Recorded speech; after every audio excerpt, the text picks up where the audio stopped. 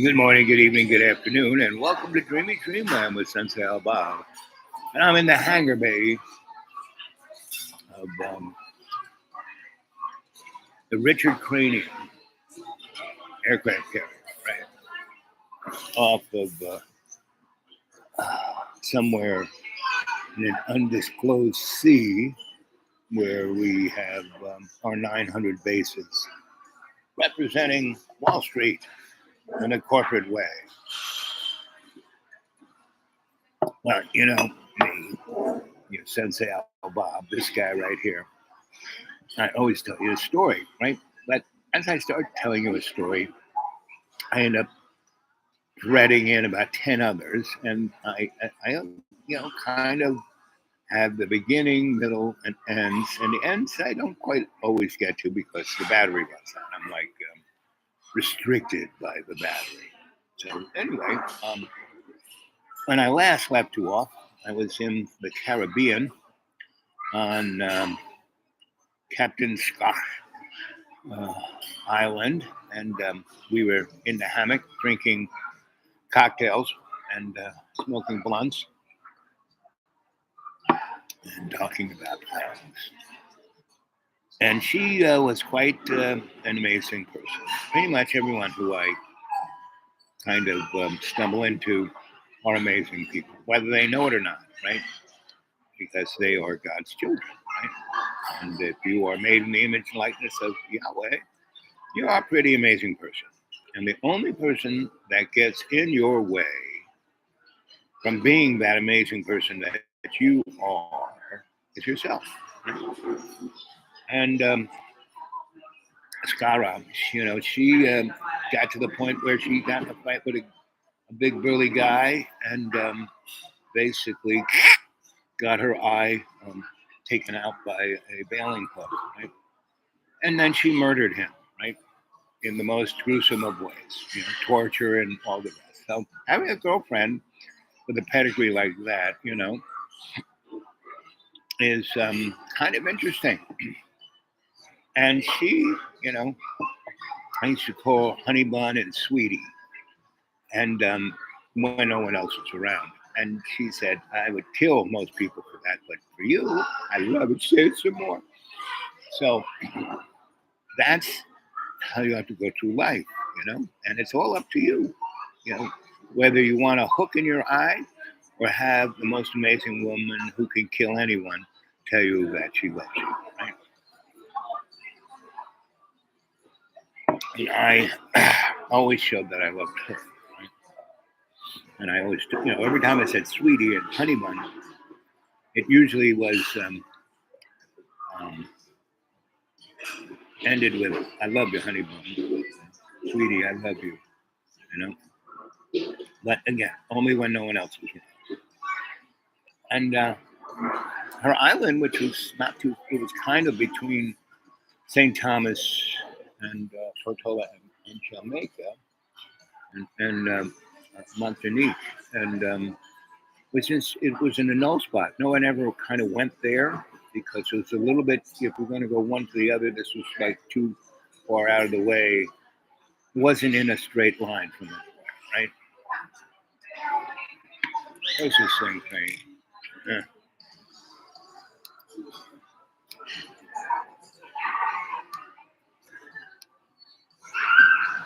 Close that. Learn more. No. What kind of chat do I want? I want a live chat. There you go. So you guys can say something. So hey Bay City, good to see you, Bay City. So what's going on in Bay City? Is it hot there? Like it? This is the mountains of North Carolina. No, well, actually, I am in the mountains of North Carolina right here. But I'm right on the border. I'm right on the border between North Carolina, Tennessee, Virginia, and if you want to blur your eyes, West Virginia. But I'm in North Carolina right now. And where I'm at, so I'm about 1,800 feet above where I'm here, right? In the deep greens, about 1,800 feet above where I am here. It's about 72 200 or 300 feet above sea level. And usually, and I'm in a holler between all these mountains, and it's like, a swamp pool, right? Because it used to be a holler. I mean, it is still a holler, but it used to be a swampy holler. Right? It was a mud pit. There's 3 little girls over there, 2 mommies and 3 little girls, and the mommies are like, just shoot me, and the girls are just having a good old time. The 2 oldest little girls are about 3 feet apart, and they're taking the food off the plate and throwing it at the other one, seeing if they can get it in the mouth, right? And basically, they were eating blueberry pancakes with blueberry sauce. So it's splotches of blueberry all over these girls' faces, and mommies are just like, ugh.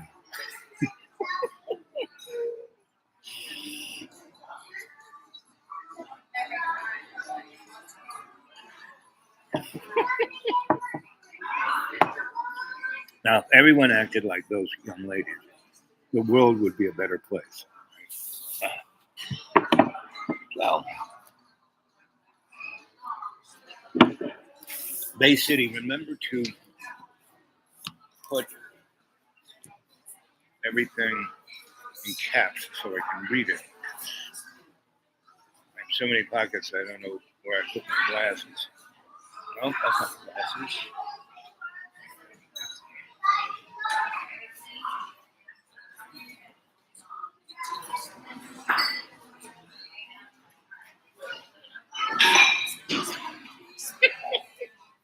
Thanks, buddy.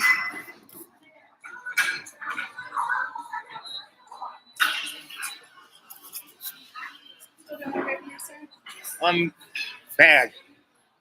Big bag. You want a big bag? Big bag. Big bag from Big Mac. Right? Where are my glasses? Knew I had them. I know I was using them. I don't know where I put them. On my neck? No.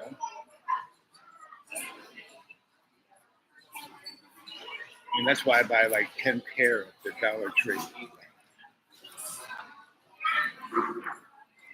It's my next Dollar Tree. Okay, here's another pair. I always got this little fun enough. Let's see. Oh, I am great. What are you having for lunch? Grandma's sampler. You're having a great time, aren't you? Yes, baby. I remembered. Big bag for Big Mac. Yes, exactly. When I was in Brazil, I built this. I was invited by the Hidden Hand, Hail Hydra, Nazis, Red Skull guys. Have you ever seen that movie, Boys from Brazil? This is the guys, right? And so, they call him the old man. He was the immortal. And he looked like Gregory Peck in The Boys from Brazil. Had that same the German accent, Dr. Bitterman. He keeps coming into my life, Dr. Bitterman. And his cousin, Dr. Bittenoff. Thank you, dear. See, I normally use these as hats, right? But that's for another time. I'm putting this little thing into this because people who leave here usually have this much food to take with them. So anyway, it was called Búzios. It still is called Búzios, Brazil, kind of between Rio and São Paulo, right on the Atlantic coast. And it was one of those places where a lot of slaves got chopped off, or the boat was sinking and the slaves just barely made it onto the beach. So Búzios it's a peninsula that kind of juts out, and the mob and slash Nazis have had a place there, and the Nazis have this hospital there that you go, they can change your face, your fingertips, and your DNA, and your eyes, so you can, if you want to hide. And it's also kind of a place where Eurocrafts go to hang out.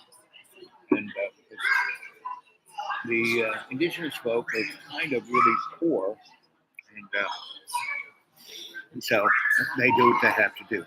So anyway, I got a phone call when I was living on the Lower East Side in Alphabet City around Avenue Z, and almost underneath the hum of the FDR Drive. So anyway, this is totally burned out. This is like height of crack time and AIDS, and everyone's walking around like human zombies. And is that a idiosyncratic thing? No, it's you're either a human or a zombie. Right? Anyway, so I was there. I'm there lounging in my burnt out building, and being Mr. Electric, I know a lot of phone people. I had worked for the phone company or a consultant, let's say that. So the Darth Vader building in Lower Manhattan. We call it the Long Lines. Let's see if.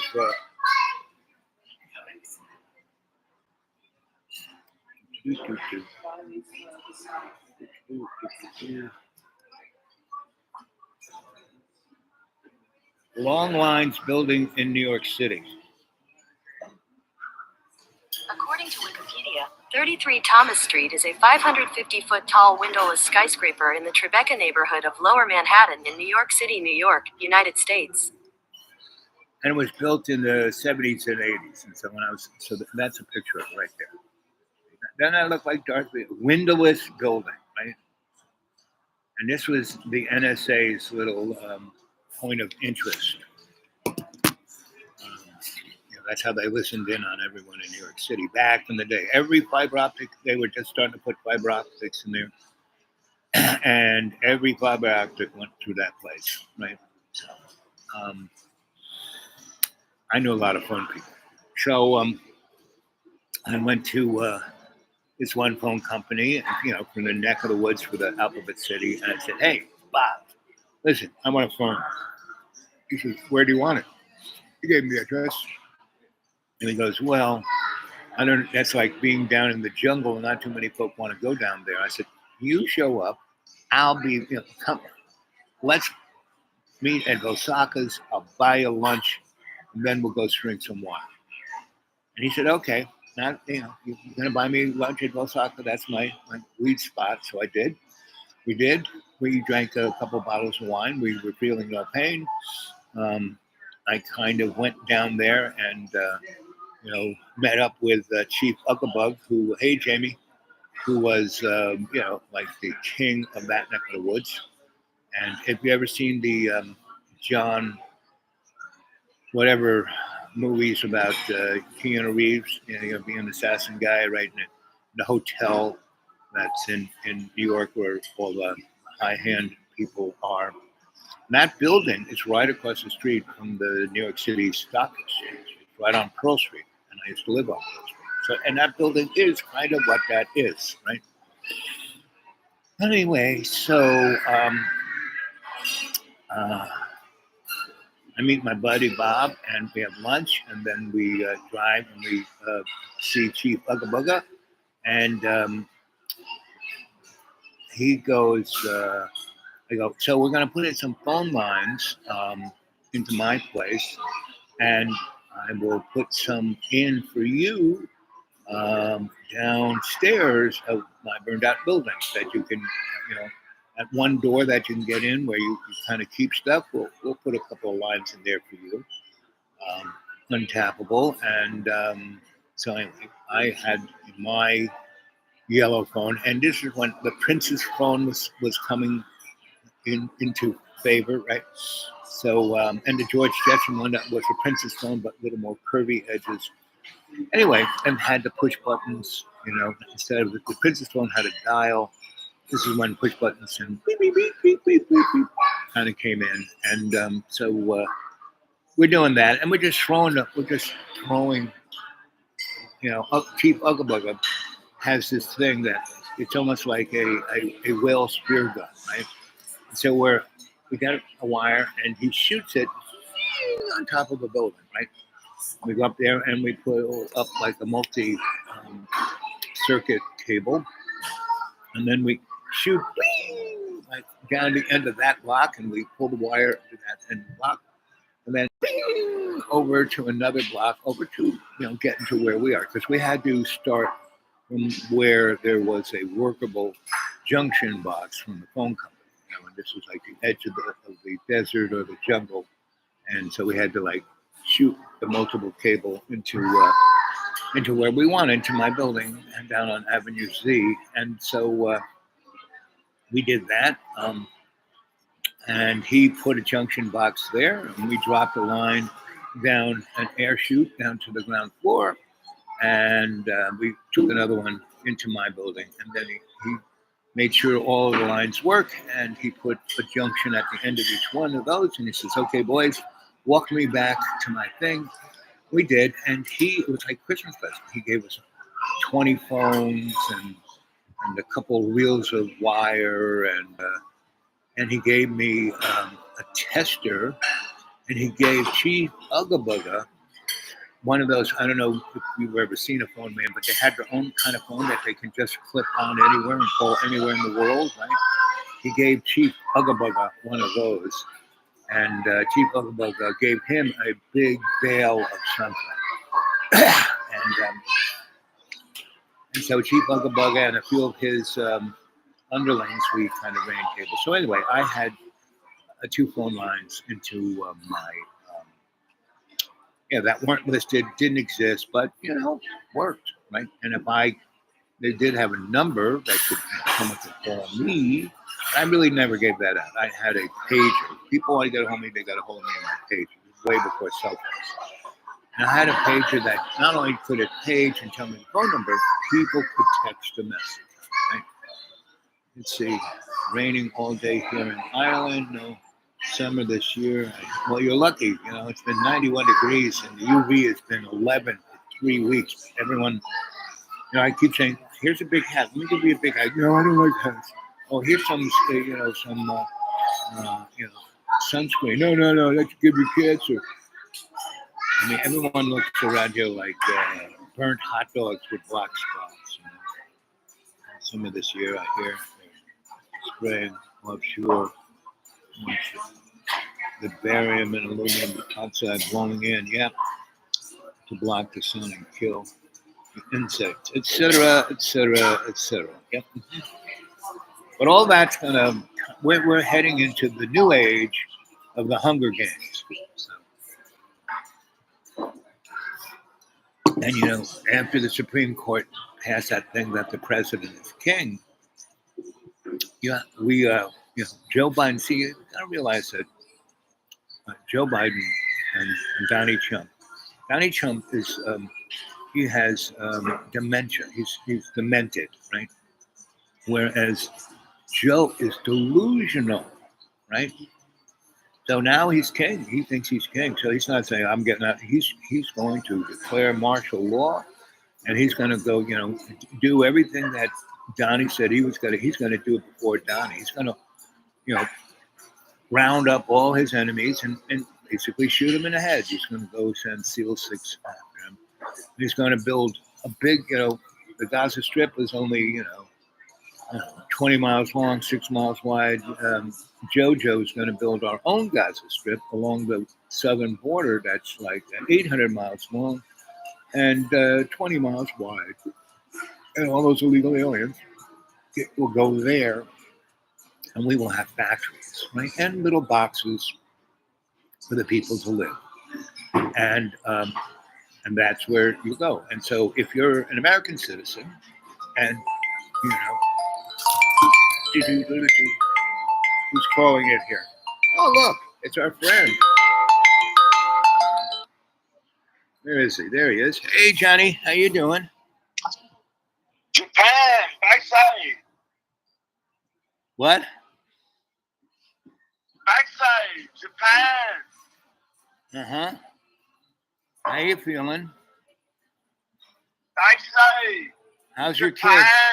How's your kids? Japan, yeah. So did you talk to your Japan. oldest son? No, Japan, haha, yeah. Backside, yeah. Did you talk to your oldest son on his birthday? No. That's not fun, Jeff. Hello. Here I am. There you Hi, are. Al, Bob. Hi, Hey. Al. Hey, Johnny.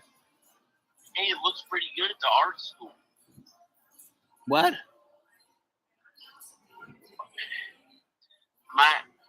How are you? I'm always well. You know, I'm always serving Jesus Christ's unconditional forgiveness. Boop, boop, boop, boop, boop. I was telling a story here about living in Alphabet City, and Praise Jesus. yeah. I took a shower. Oh, that's nice. I haven't taken one since Easter. Oh. Well, I don't have a shower. I mean, I do take my Oh, clothes oh. off when it rains hard. And The man who started the rainbow gatherings, Al Bob, the man who started rainbow gatherings. I wouldn't say I started them. I would say that I was one of the better scouts. I was one of the best. One of the original founders.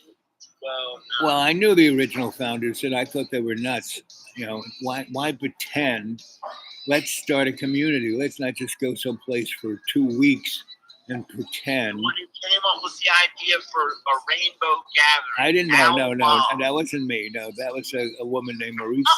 Because before that, it was Woodstock. Yes, that's where the idea festivals came like from. that. That's where the idea came from. Woodstock. Because this And we guy saw named adult kids. Steve came from Tennessee, and he had started a real community. And so All he these famous brought. people are moving to Tennessee. You're right. Yes. Guess who moved there? Who moved there? Kirk Cameron. Yeah. See, Kirk Cameron yeah, that's why I'm probably going to leave. and Steve O. Yes. Well, they all came here because we there could is be in no. one of Steve O's video. We could be in a Steve O video. You know, they came here because there is no Maybe. income tax. It'd be a waste of money. I'd have to pay him money to be in his video or something because I'm not famous enough. Well, I don't worry about money myself. I don't have any. I used to do stuff like that, but now I don't want to waste money on it. I put any money I had, even on credit cards, into my movies. And then we always had plenty. Me and Danica and the kids had plenty. It was never a worry. Have you talked to your kids lately? When I had to really get to work, I had to really get to work. Yeah. So have you talked to your kids lately? Did you talk to your son on his birthday? Yeah, I talked to them for a few different times. Yes, on their birthday, but Danica is who I was thinking of. Japan, backside.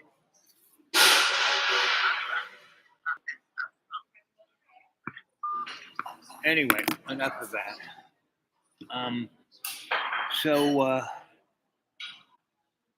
Got the phone, and that was nice. And that was one of my more esoteric abandoned buildings. But anyway, I'm sitting there, and I put all the appliances on the ceiling so they wouldn't get stolen, like the TV and the stereo and things of that nature. And the other stuff, I kind of spray painted.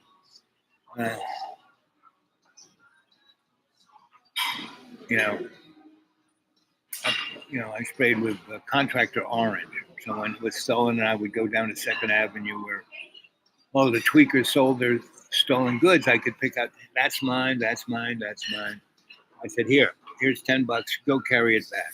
And so after about 3 times, I got tired of that, and I would just leave a $10 bill on the kitchen table saying, here, take this, leave the stuff. You're just going to have to carry it back. You're going to have to carry it out of here and then carry it back. So just take the $10. So anyway, so I'm sitting there and the phone rings. And the phone normally doesn't ring. That's it. I either get a text and I call somebody, or but so I wonder who that is. Is this Al Bob? I said, yes. Is Al Bob who built Xenons and wetlands and Danceteria and yeah. What do you want? He goes, well, I have this friend Michael K. I said, click. Ring. He goes, yes, your friend Michael K. told us about you when we came to New York and looked at your clubs. We want you to click. Ring. I said, listen, that guy, he owes me $500. I don't want to hear about him.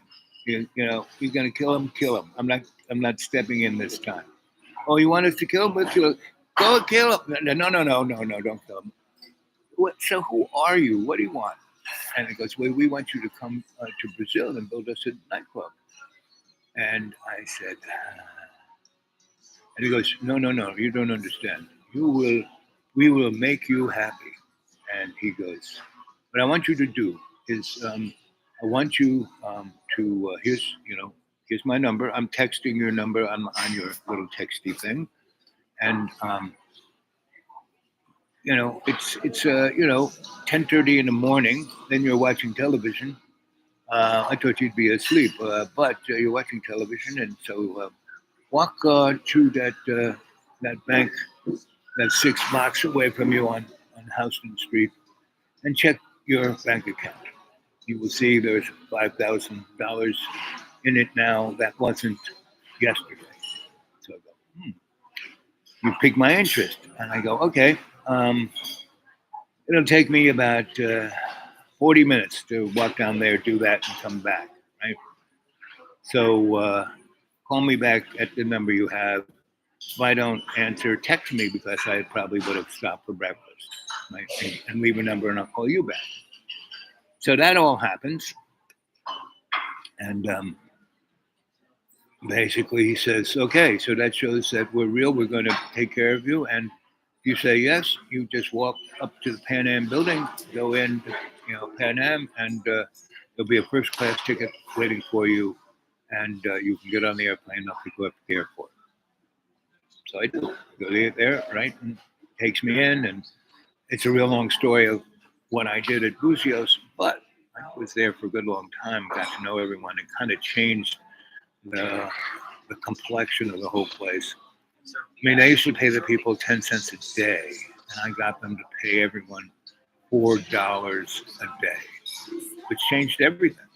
And by doing that, the people were no longer, they were nice, they were good, they were happy, they got to save money.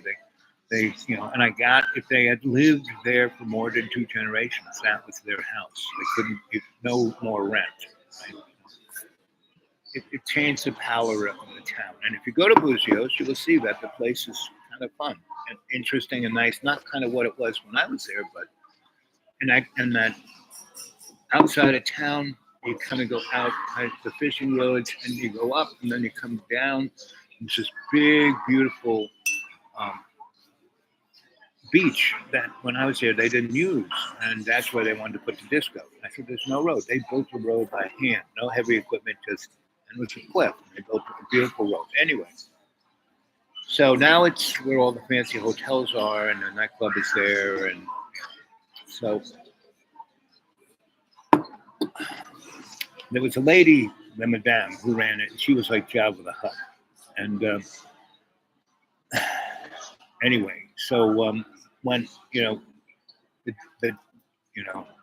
this guy known the doctor, he was one of the Nazis, but he was also a lawyer, but they called him the doctor. And so, and that's why I became, Doctor, or the double doctor. I've been known as the double doctor a number of times.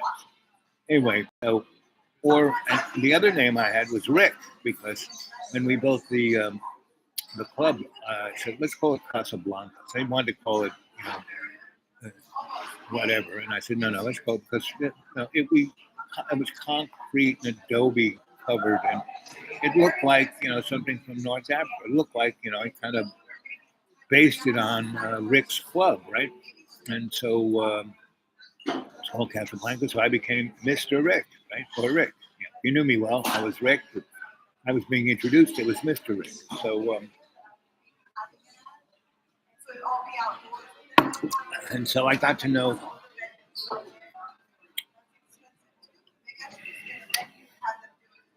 the old one, the immortal, because I was kind of dating his daughter.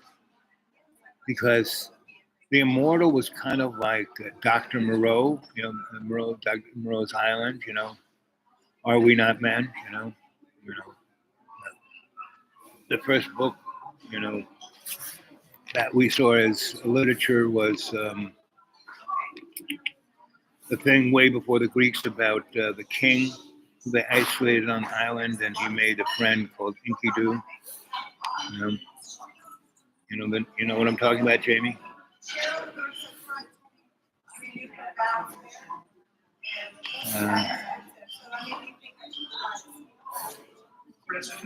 The Merciless, yes, exactly.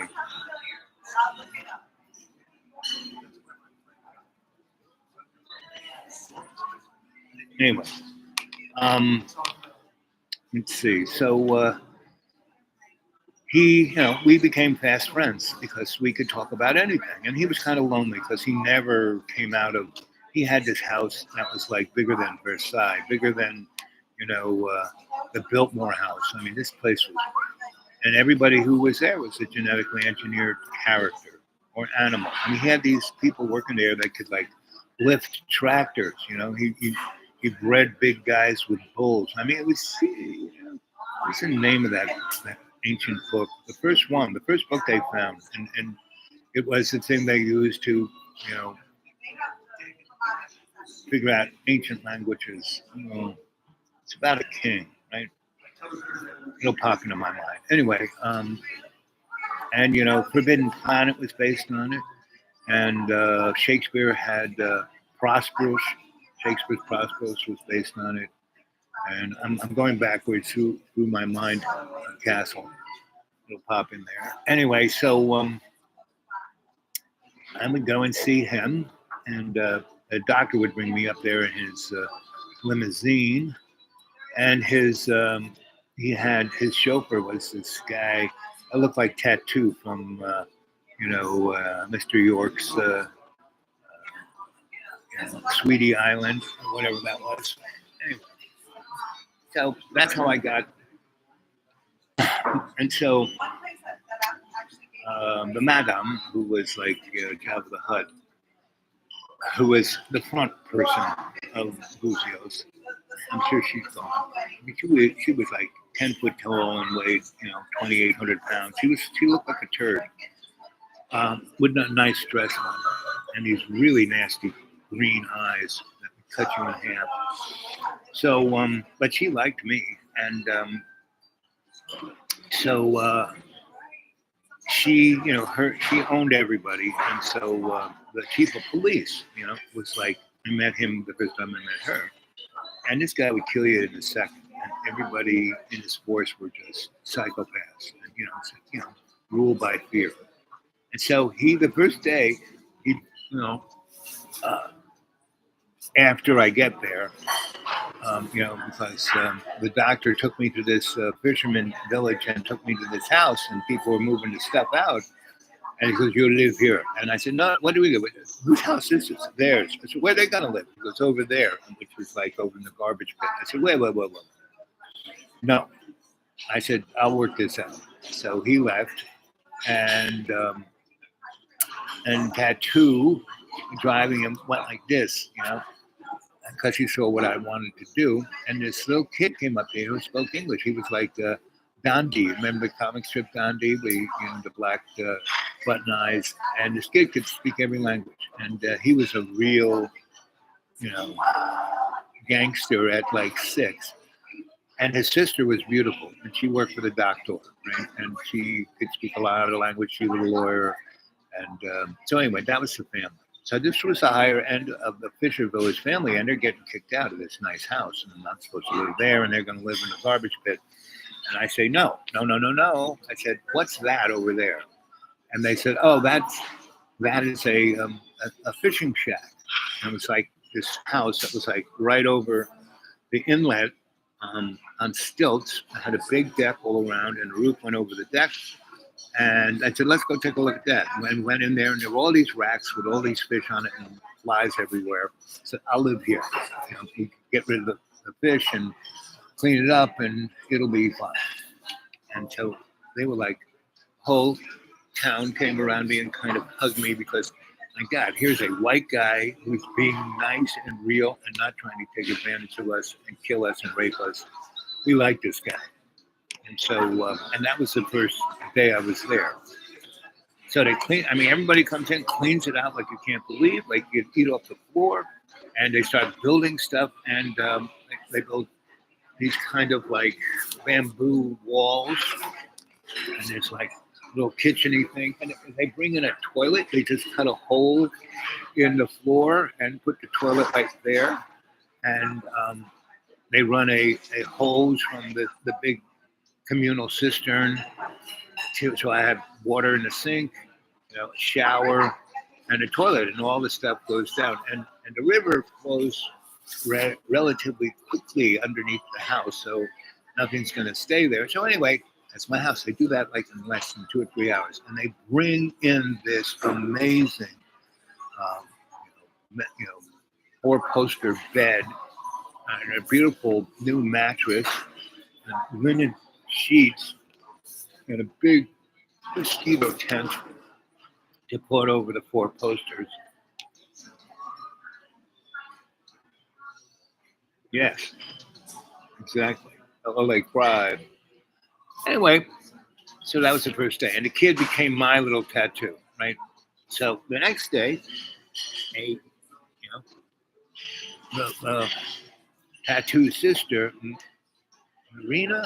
Mariana, something like that. She comes in with a big tray of fruit and a suit. And it's a linen suit, and like a silk shirt, linen pants, and shoes made from tires and leather. And because they had taken my clothes, figured out my size, and a really beautiful, long linen coat, right? Jacket. And that's why I learned if you don't want to get sunburned, you cover yourself up. So this thing was really, the wind kind of went right through it. It was very cool. It had many layers inside that coat. So it was kind of like a burqa almost.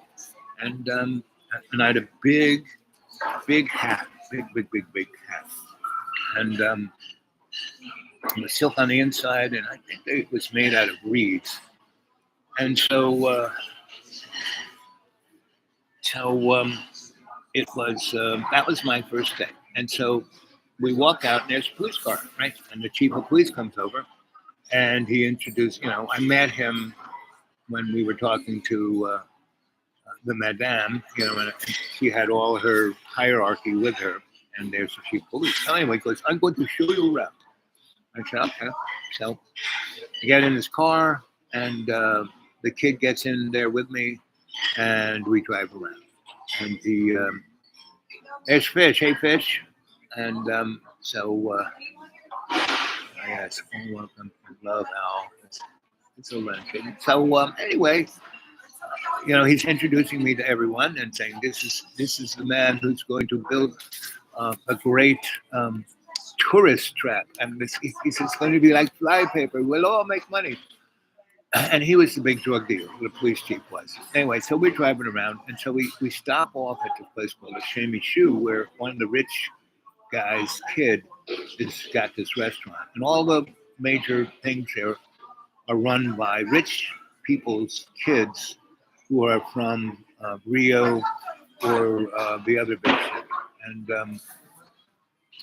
And so everyone's driving around in Volkswagen or Porsche cars because this kid's father is the head Volkswagen Porsche guy in Brazil. He runs the factory. He has all the dealerships. So everybody, if you're not riding in a Rolls limousine, you're riding in a Porsche or a Volkswagen. So anyway,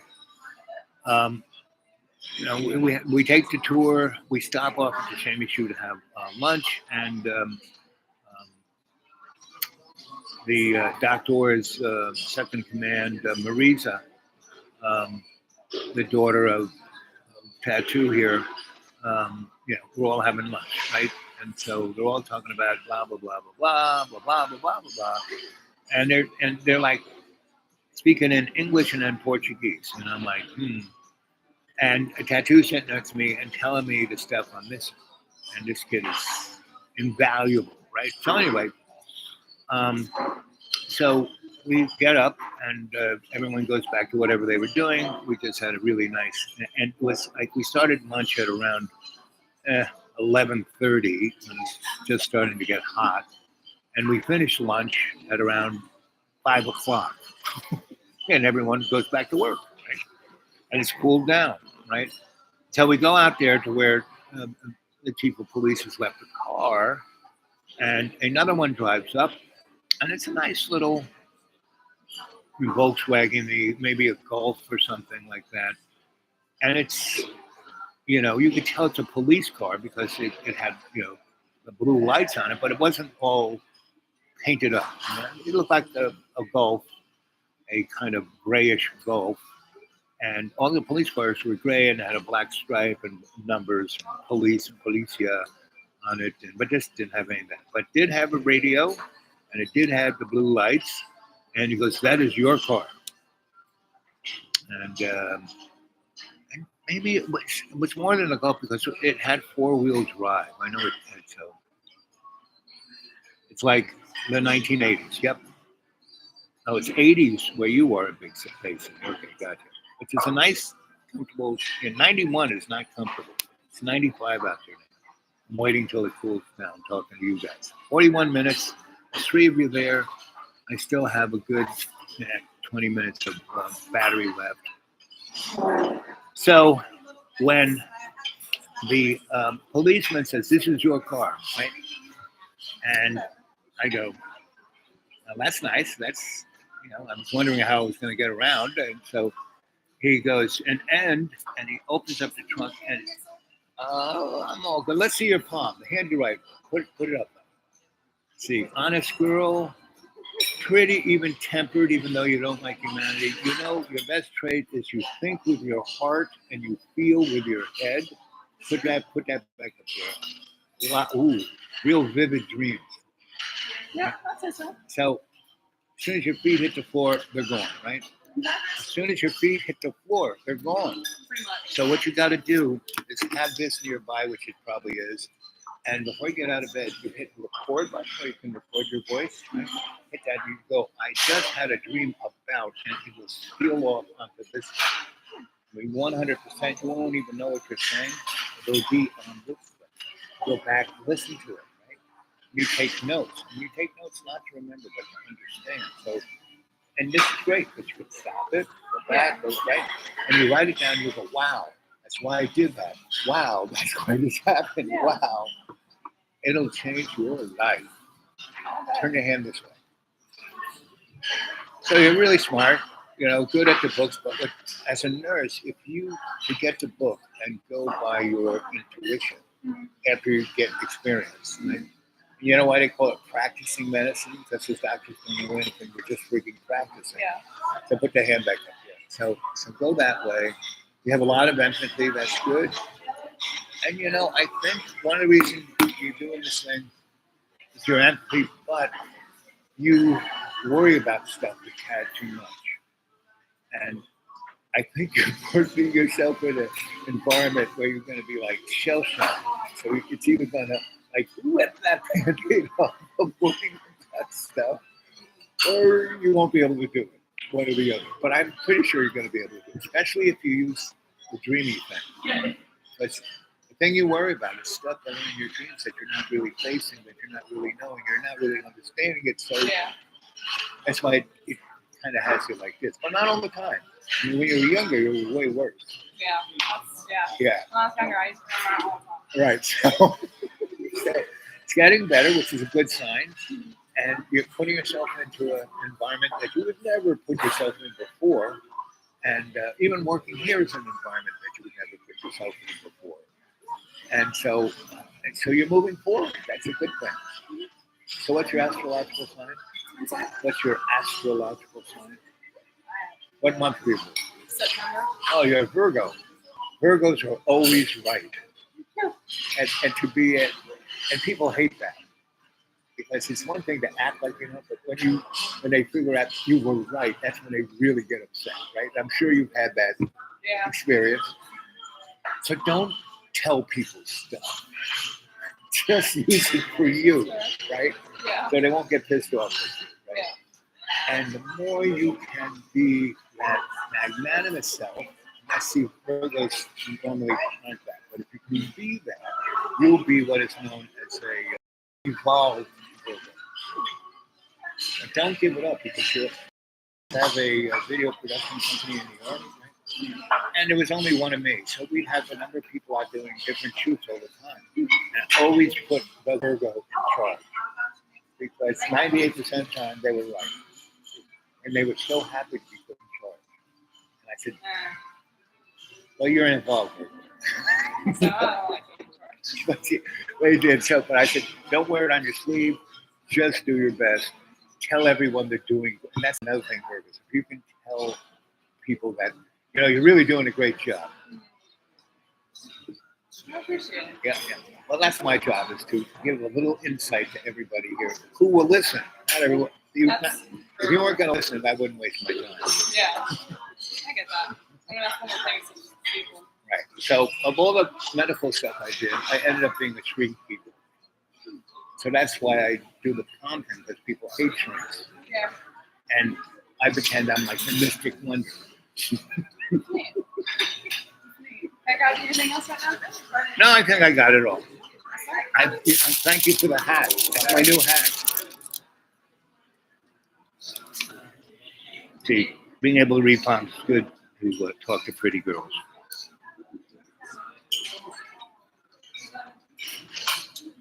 My job, yep. My tip is making people happy. A lot of people, you can make a lot of money doing that. Well, I did. I made a lot of money. And I used to do this for lawyers, pick out the people that they want in a jury, when they do, when there's a thing, you get to interview the person going after your client, right? And you get to interview everyone. That's part of the legal system. And you get to interview the jurors, right? So I wouldn't ask the questions. I would just, sometimes, when they would put us in the interview room, I would be in the interview room, and the lawyer and the other person would be asking the questions, and I would keep writing stuff or whispering stuff in their ear, and they would attack them that way. And then when it got to that point where they couldn't get them anymore, I would jump in, and they were like, "Who the heck is this guy?" And I was like, "Let me see your palm."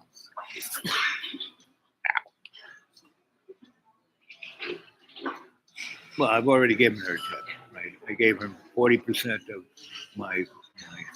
I always tip people because tipping, especially if you come back to the same place, I have about 4 or 5 places that I come and use their Wi-Fi and have breakfast or whatever. So tipping is the way to go. So I have no money, so 40%. So, but it gives you good service, and so they just keep giving you more and more stuff and not charging you for it. It turns out much better. I got this mocha coffee on this. So, because as soon as I put it, on the, I pay for it on the computer, she sees it immediately. So anyway, and I've picked up a few girlfriends here over the years, and I wait. I never pressure girls, right? Usually they have to come over and say, "Moron, I've been waiting for you for the last 40 minutes. We had that nice conversation, and then I got distracted, and then you went and sat over here and talked to this other moron, and I've been waiting for you. You want that moron more than me?" And I would go, "Huh?" And she goes, "Let's go have a cup of coffee." And you know what that means. So I never really chase after girls. I may read their palm, like I just said. That's as close as I come to chasing after girls. It works out much better. Yeah. you know, I'm a human being, so I get angry, I get annoyed, I get all that. But for a long, I mean, I've died 7 times. So when I was 16, I kind of, no, when I was 7, when the nun murdered me, and I came back and I was sent off to stay with the Marinols in Garden City, Long Island. That's why I really learned, I'm going to stay in the background so I don't get beat up like that. Because I was a prime. Everyone else was scared. I was just sitting in my seat, like, I don't care. And this nun, this Nazi, get under the thing and say your rosaries. I said, sister, where in the Old Testament does it talk about the rosary? And then I told her about what a nuclear explosion would do us, because we were like, 6 blocks from the Empire State Building. And, the Russians would drop a hydrogen bomb on top of that, and we would be toast within nanoseconds. We wouldn't even see the flash of the light. And I was telling her all this, and that's when she grabbed me by the throat and boom, boom, broke the orbit of my eye, a little stirp in my ear. That's kind of why I talk. She broke my jaw and crushed my esophagus. When Johnny goes, it's so hard, it ain't funny for me. Well, I was murdered by a nun at 7, So, but at that age, the great folk of the Marino at that place go. Let's see if it's still there. Oh, here it is.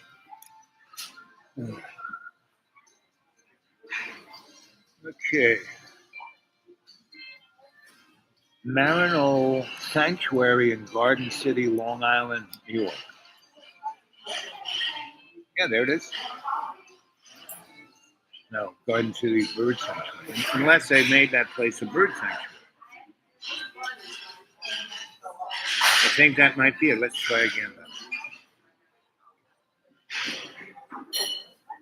Marino Retreat in Garden City, Long Island.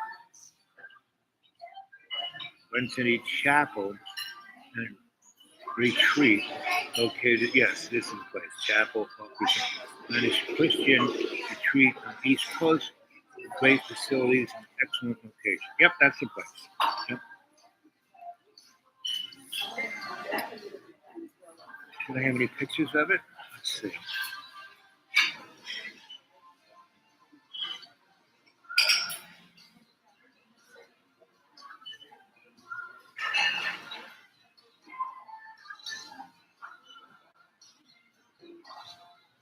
Sermons, a sea shack. He turned the sea shack into a coffee shop.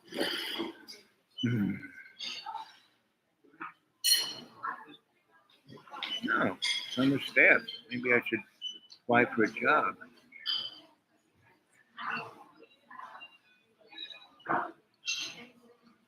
Oh man.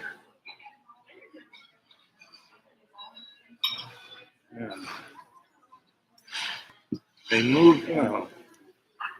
It used to be this old house on top of a hill, but they turned it into.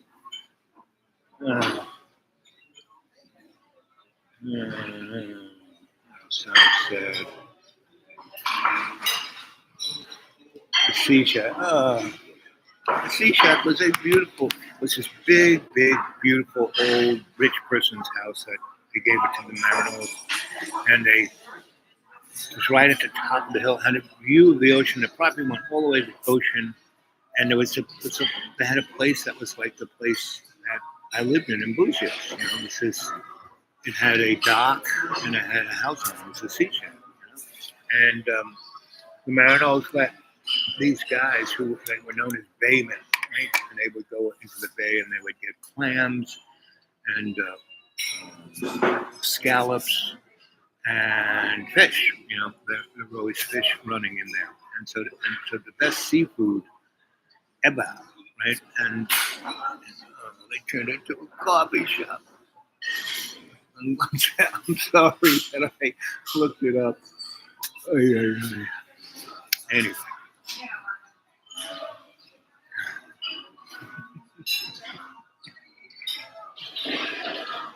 And I've sent people up to Buzios, and that beach that was just like the Garden of Eden, It's got, sandals and hedonism and all of those corporate, whoopee hotels on the beach.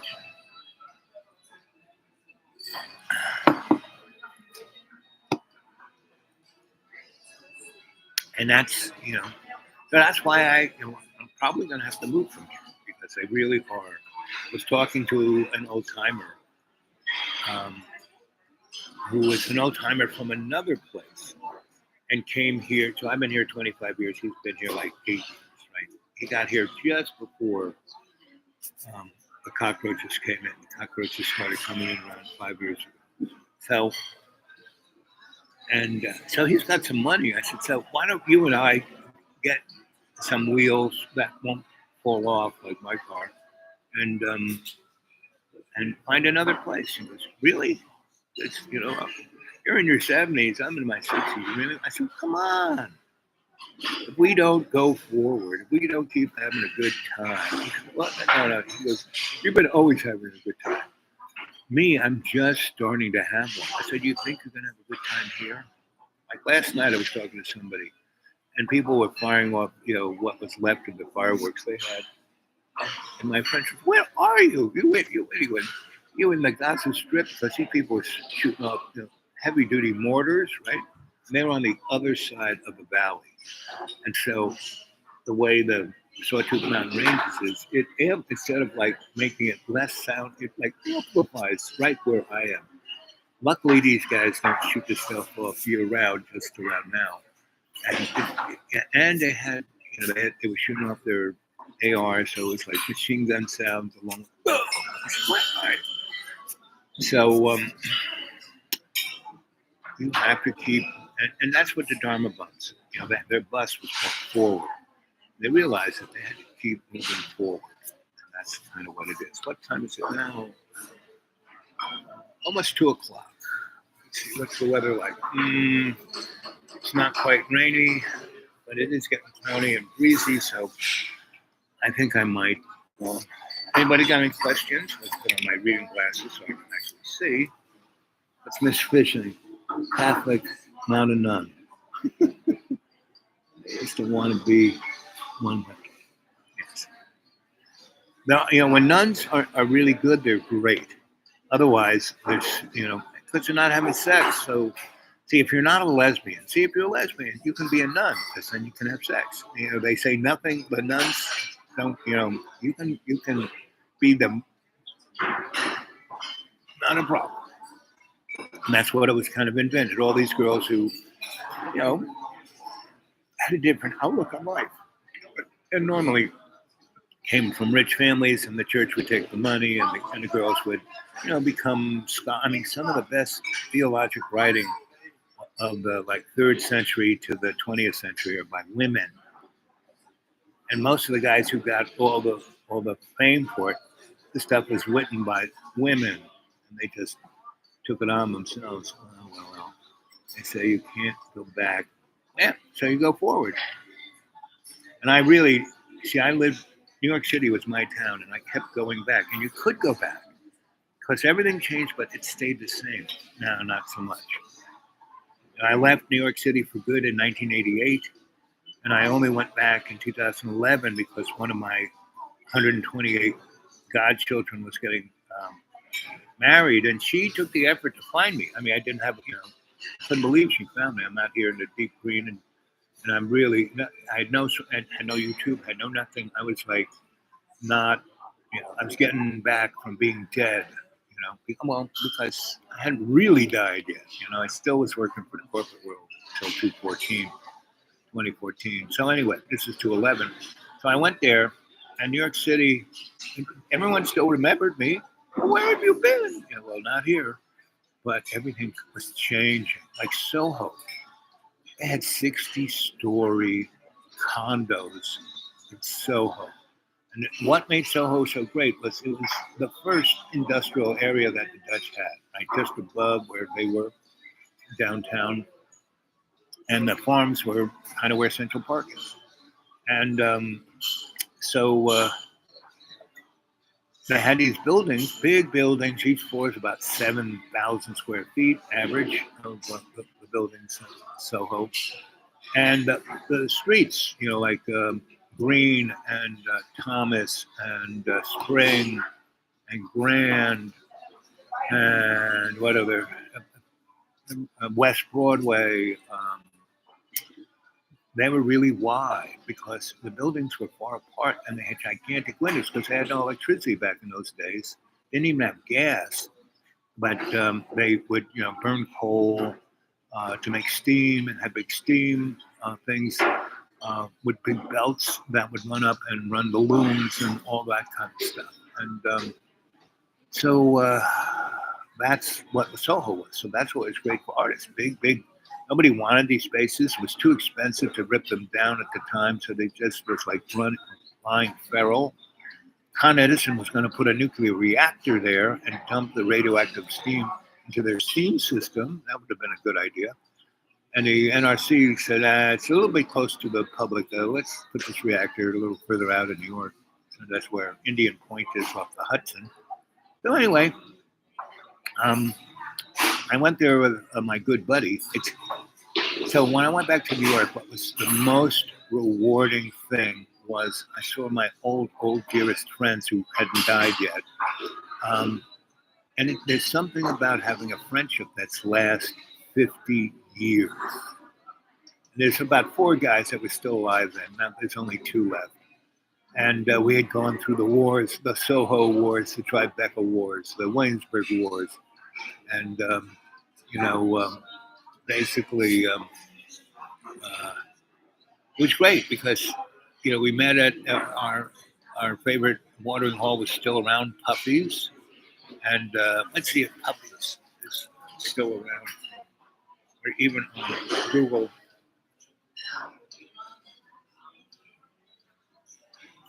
Let's see.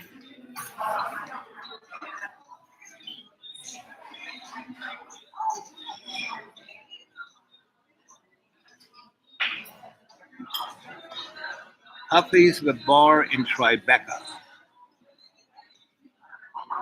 Yep, there it is.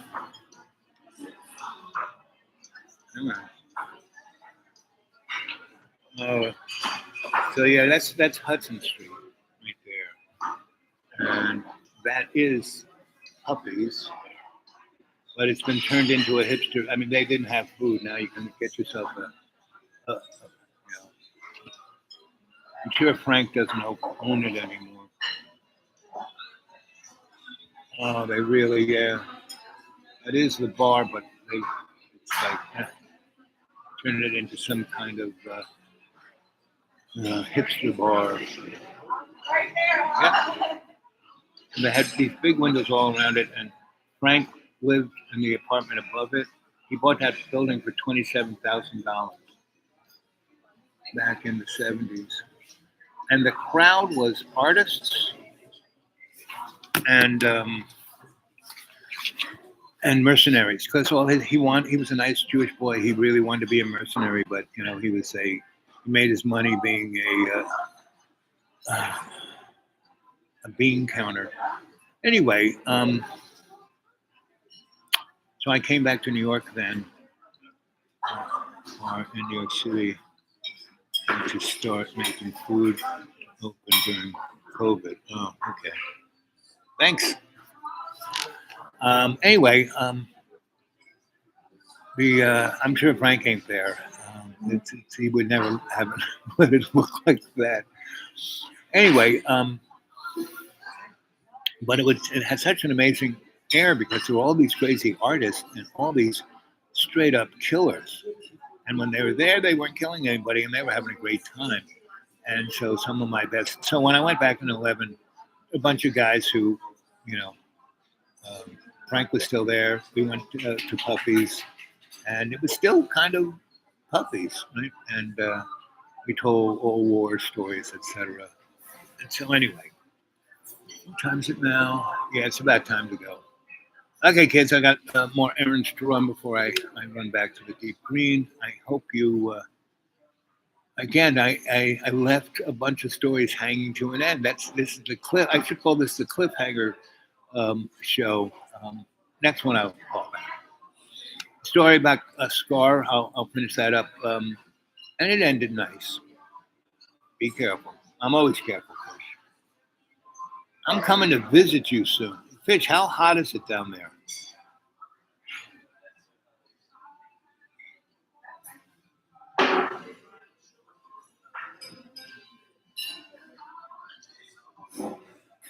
"101. Holy moly.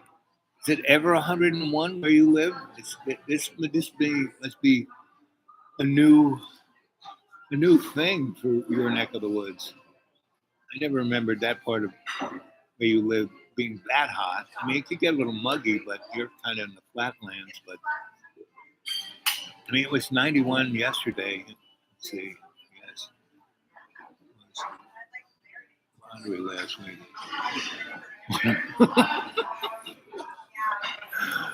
Okay, gang. I love you guys. I'll catch you later.